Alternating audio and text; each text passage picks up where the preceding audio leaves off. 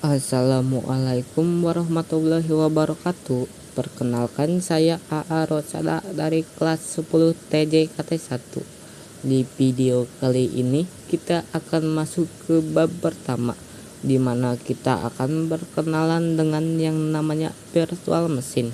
Nah, di bab pengenalan virtual machine ini kita akan belajar mengenai apa itu virtual machine, arsitektur virtual machine, dan mencoba mendownload dan menginstal VirtualBox maupun VMware.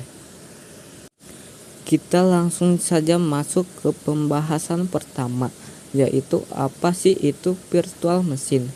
Jadi, jika teman-teman melihat pada layar teman-teman, itu sudah saya siapkan dua buah gambar, di mana gambar ini ialah gambar arsitektur.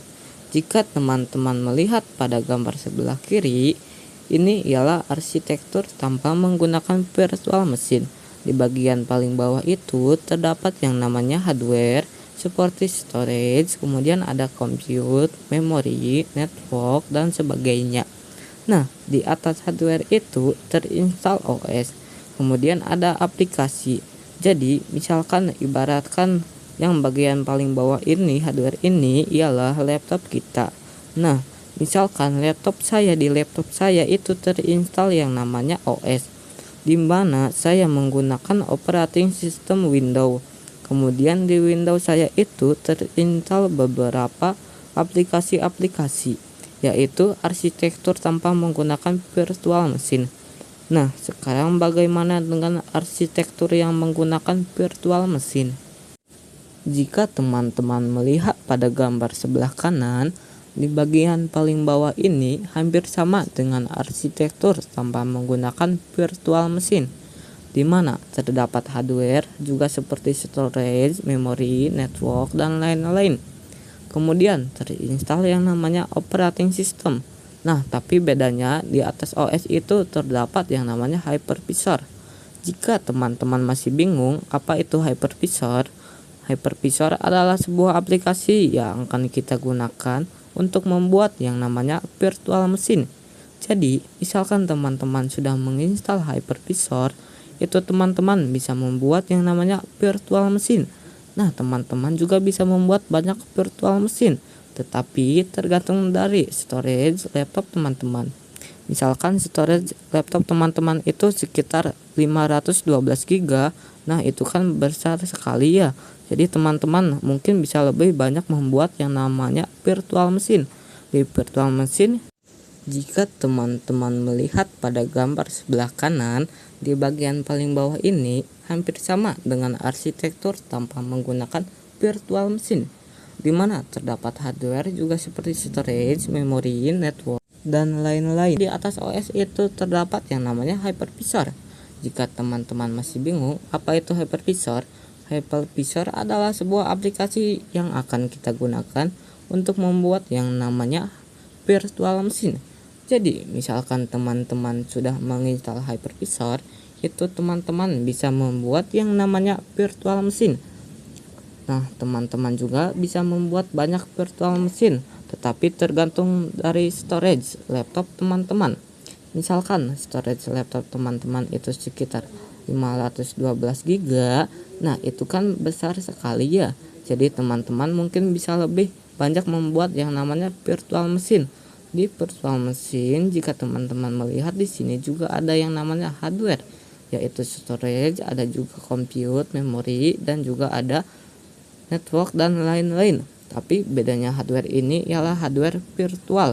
Jadi virtual machine ini ibaratkan komputer virtual kita. Jadi pada komputer kita itu terinstall yang namanya hypervisor. Nah, kita bisa membuat virtual machine atau komputer virtual di mana hampir sama seperti komputer kita.